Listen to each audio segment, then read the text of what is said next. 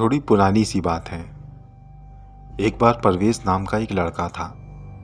वो अपने दादाजी के यहाँ लखनऊ अपनी गर्मियों की छुट्टियां बिताने गया था। परवेज वैसे तो ठीक ठाक लड़का था, मगर उसमें एक ऐप था। वो चोरी करता था।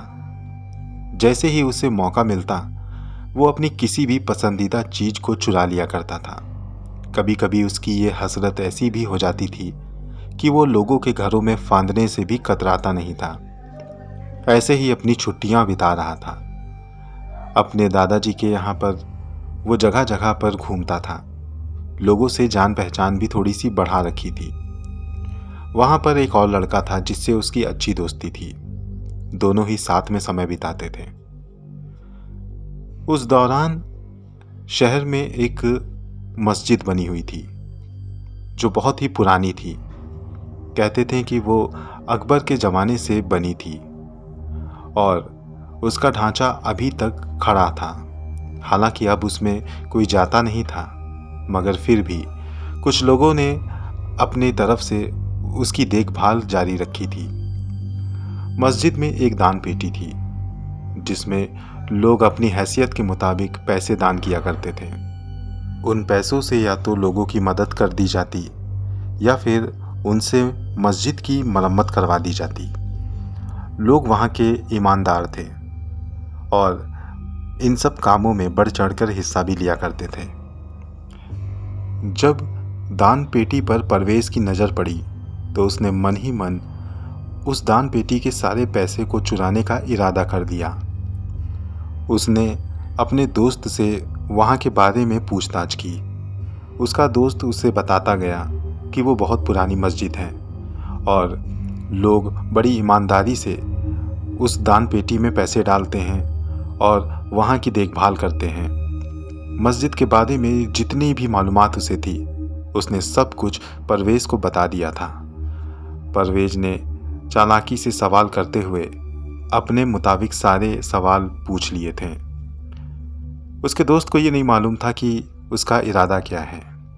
उसने सब कुछ परवेज को ठीक ठीक बता दिया और इसके साथ ही उसने परवेज को ये भी बताया कि पुरानी होने के कारण इस मस्जिद में ढेर सारे जिन्नात भी हैं जो रात को उस मस्जिद की पहरेदारी भी करते हैं।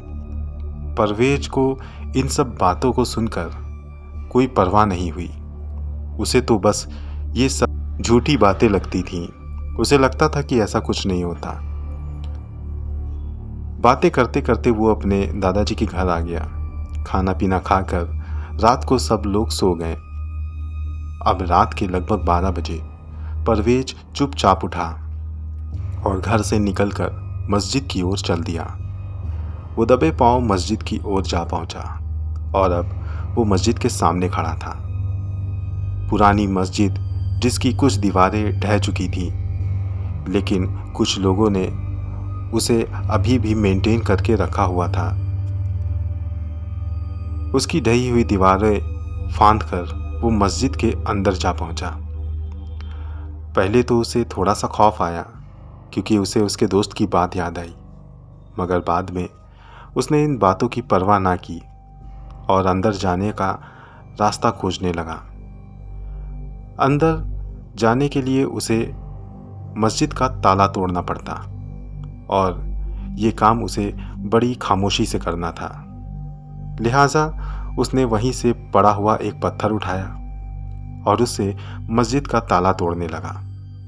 वो ये पूरी कोशिश कर रहा था कि ताला तोड़ते समय ज़्यादा आवाज़ ना हो, इसलिए उसने अपने साथ लाए हुए कपड़े को ताले पर लपेट दिया था और उस पर ठोकर मारने लगा।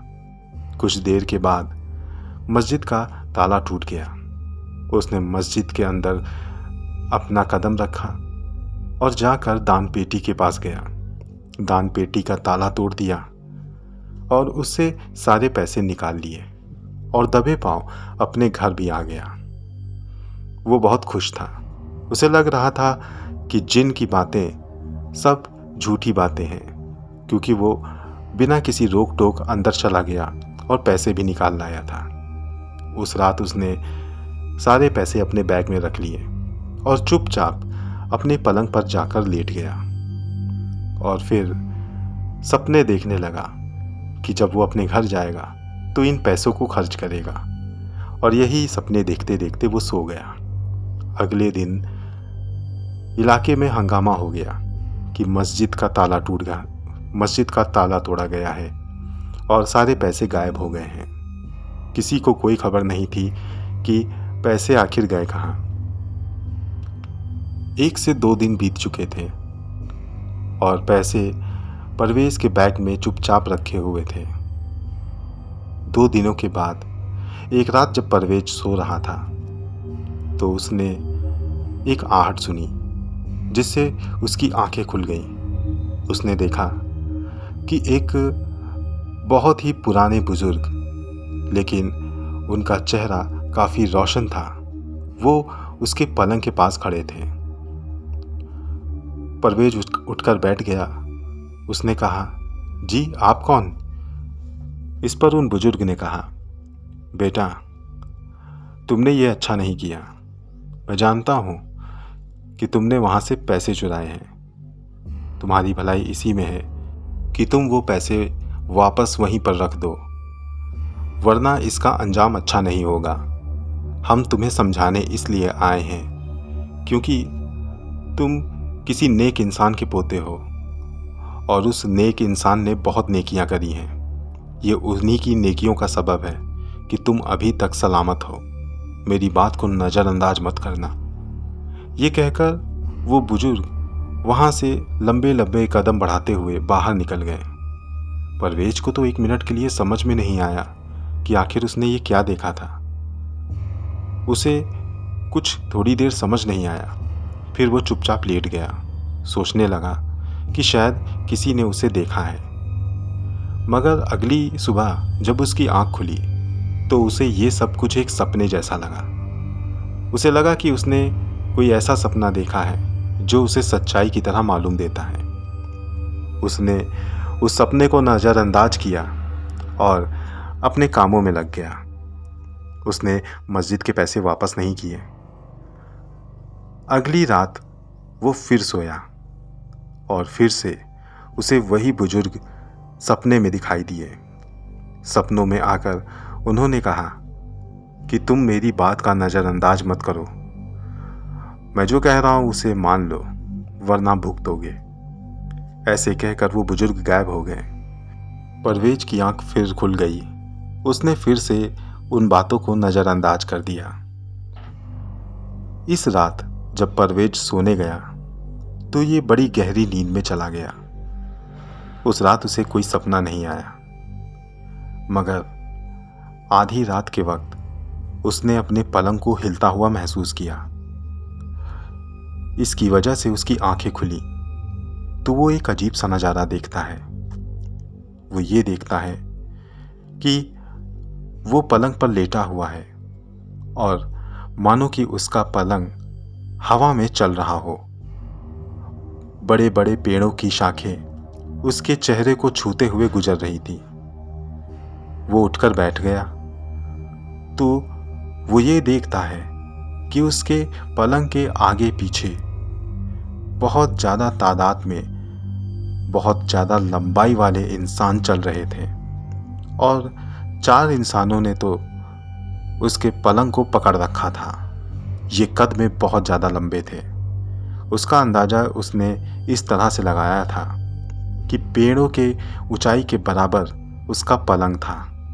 ये देखकर वो घबरा गया और वो ज़ोर ज़ोर से चीखने लगा, कौन हो तुम लोग? छोड़ो मेरे पलंग को। कौन हो तुम लोग? मुझे कहाँ लिए जा रहे हो? डर के मारे उसके माथे पर पसीना आ गया था। वो लोग बिना बोले उसे बस किसी अनजान रास्ते में लिए जा रहे थे। थोड़ी देर के बाद परवेज ने देखा कि उसका पलंग और भी ज़्यादा ऊंचाई की ओर बढ़ रहा था और उसके साथ चलते हुए आदमी अब ज़मीन के बजाय हवा में ही चल रहे थे। ये देखकर परवेज की हालत ख़राब हो गई। वो ज़ोर ज़ोर से दहाड़े मारने लगा, कौन हो तुम लोग? मुझे छोड़ो। मगर उसकी बात किसी ने नहीं सुनी। जब परवेज लगातार चिल्लाने लगा तब उसके पलंग को वहीं रोक दिया गया और एक पहाड़ी पर रख दिया गया। वहां पर उसे वही बुजुर्ग दिखाई दिए जिनको उन्होंने सपने में देखा था। वो बुजुर्ग परवेज के पास आए, उससे कहने लगे, मैंने कहा था ना कि मेरी बात को नज़रअंदाज मत करो, मगर तुमने मेरी बात नहीं मानी। इस बार परवेज उन बुजुर्ग को उनके असली रूप में देख रहा था, क्योंकि वो आम इंसान से भी ज़्यादा लंबे थे। उनके साथ जितने भी लोग थे सब बहुत ज़्यादा लंबे थे। उन बुजुर्ग ने परवेज से कहा, हम कौमे जिन्नात से हैं, मैं एक जिन्नात हूँ और हम लोग उसी मस्जिद में बसेरा करते हैं जहाँ से तुमने पैसे चुराए थे। मैंने तुम्हें पहले भी मना किया था, लेकिन तुमने मेरी बात को नज़रअंदाज किया है और अब इसका अंजाम तुम भुगतोगे। अब वो लड़का हाथ जोड़कर उनसे माफ़ी मांगने लगा और वो लोग उसे देखकर हंसने लगे। परवेज बहुत ज़्यादा डरा हुआ था। उन लोगों ने परवेज को उसके पलंग समेत फिर से उठा लिया और उसे किसी अनजाने रास्ते की ओर ले जाने लगे। परवेज चिल्लाता रहा, मगर उन्होंने उनकी एक भी ना सुनी। फिर उन बुजुर्ग ने, जो परवेज को दिखाई देते थे, उन्होंने बाकी के लोगों से कहा, अब इसको इसी पहाड़ी से ढकेल दो। परवेज ये सुन के खौफजदा हो गया। इससे पहले कि वो और कुछ कहता, उन जिन्नातों ने परवेज को पलंग समेत उस पहाड़ी से नीचे ढकेल दिया। परवेज नीचे गिरने लगा और चट्टानों से टकराने लगा। चट्टानों से टकराते हुए वो चोटों को महसूस कर रहा था। कुछ देर के बाद वो बेहोश हो गया और अगले ही पल उसकी आंख खुली और वो उठकर अपने पलंग पर बैठ गया। उसने अपने आप को अपने कमरे में ही पाया, मगर वो उन चोटों को अभी भी महसूस कर रहा था जो चट्टानों से उसे लगी थी। वो समझ चुका था कि वो सपना नहीं था, बल्कि उसे चेतावनी दी गई थी। उसने दिल ही दिल में उन लोगों से माफ़ी मांगी और ये इरादा कर लिया कि वो उन पैसों को वापस अपनी जगह पर रखाएगा। दूसरे दिन उसने अपने दादाजी को सारी बात सच सच बता दी। दादाजी ने उसे बहुत डांटा और फिर उससे पैसे लेकर वापस मस्जिद में रख दिए। वहाँ के लोग बहुत अच्छे थे, इसलिए उन्होंने परवेज को कुछ कहा नहीं, मगर आइंदा से ऐसा ना करने की हिदायत दी। परवेज उस घटना से आज भी डरा हुआ है और आज भी अब वो अपनी चोरी की आदत को छोड़ चुका है। वो आज भी लोगों को ऐसे काम ना करने की हिदायतें देता है।